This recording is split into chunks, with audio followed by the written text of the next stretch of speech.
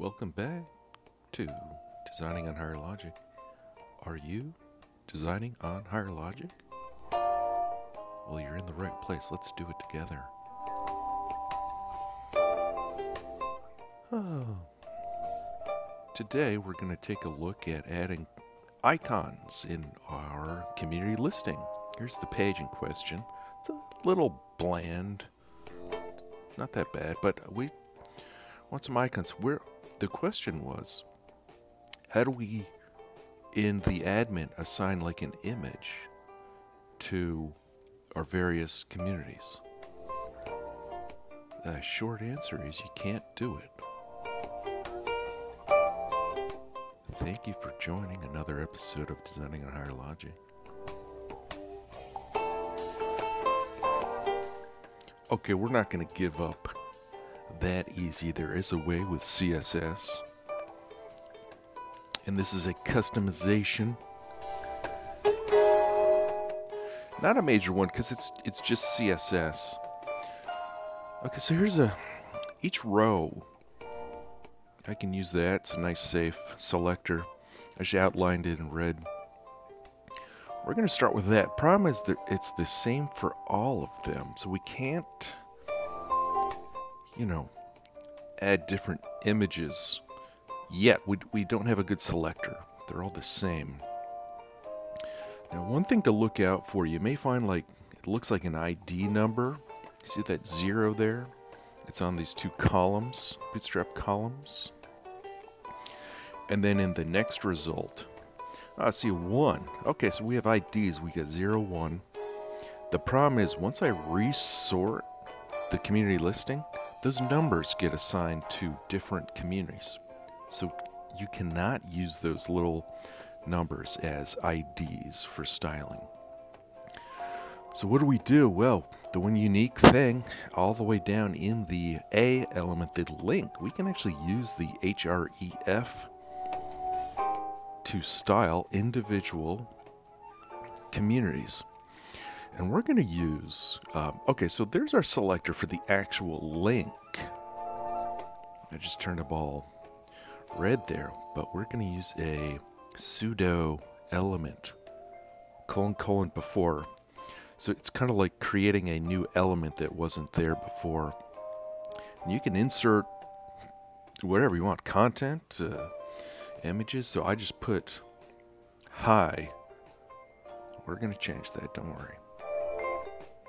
Now I'm going to style this element, inline block, give it a width and height. Let's assume we're going to have like a square-shaped icon. Let's turn on background color so we can see it. Okay. Now they're still all the same. Don't worry. They will be different. Put a little margin on that. And I'm just kind of setting up the space where we're going to insert the images or icons. In vertical line, yeah, maybe we'll do middle. It's an inline block, so you can do the vertical align CSS. And I like a nice good left margin, where all your text is lined up. And right now, because of the icon, I kind of screwed up my left margin. There's a couple ways to kind of offset that. I'm just going to put that same, 55 pixels on the other elements in here. So my text is aligned again. And that's good because I may have some communities with no icon. I just haven't gotten to them yet.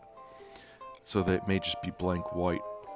Or you could use just a default, kind of a grayed out version of your logo or some icon.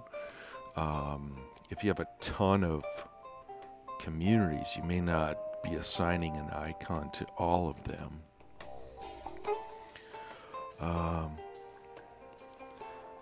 Okay, so we're going to use that row community list H3A before, but now we're going to make one specific.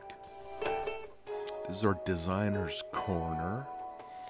So we're going to write a custom style. Don't worry, I'll give you all this code. You'll be able to edit it yourself. I just pasted in my href. Now I can select just Designer's Corner. Background red. I'm just doing that, the red, just to make sure I've got the right selector. Looks like I do. Okay, let's blank out the background for now. And now, what is this? Font Awesome. Font Awesome. It's already installed in your site. You just have to kind of activate it. I like this paint roller. Does anyone do any street art?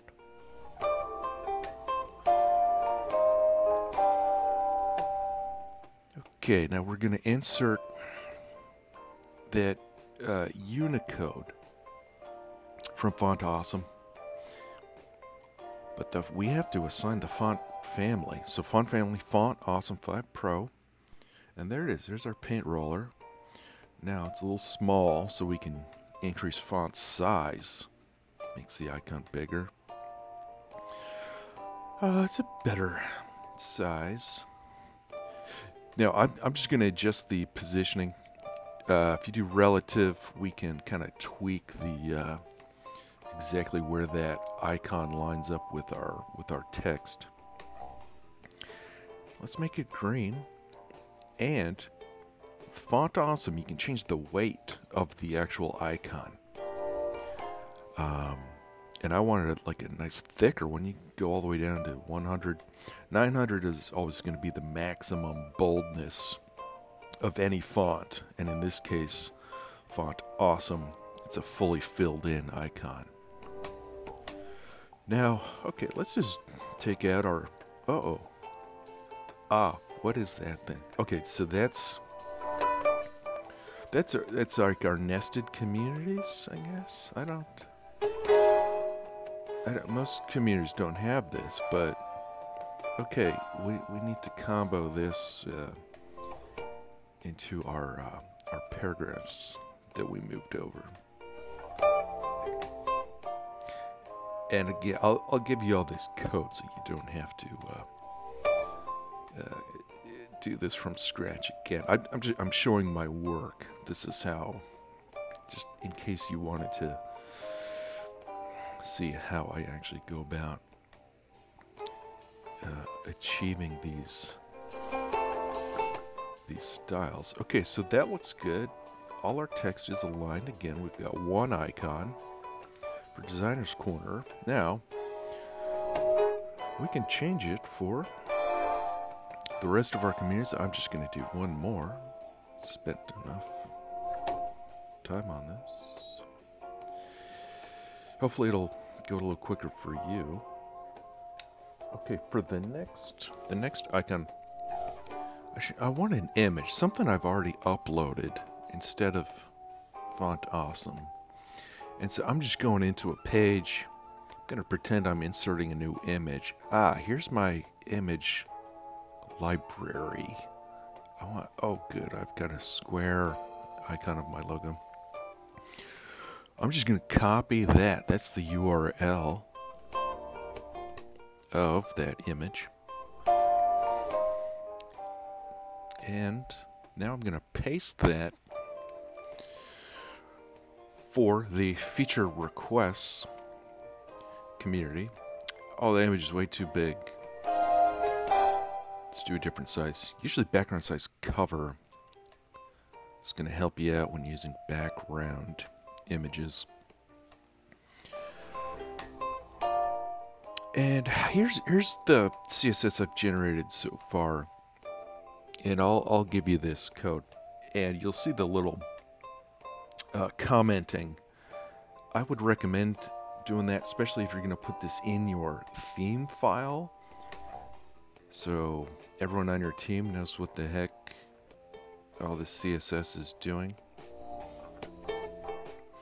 Okay, so we've got the Font Awesome up above for Designer's Corner, and then the image for feature requests and ideas.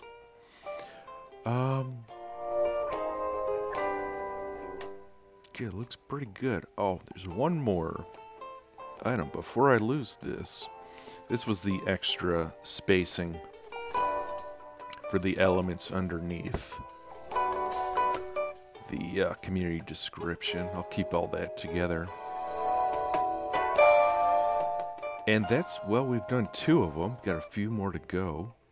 But here's the code for doing that. And you can adjust the size as needed if you want bigger ones. Also, remember to check mobile. With small icons, it probably did not affect mobile too much.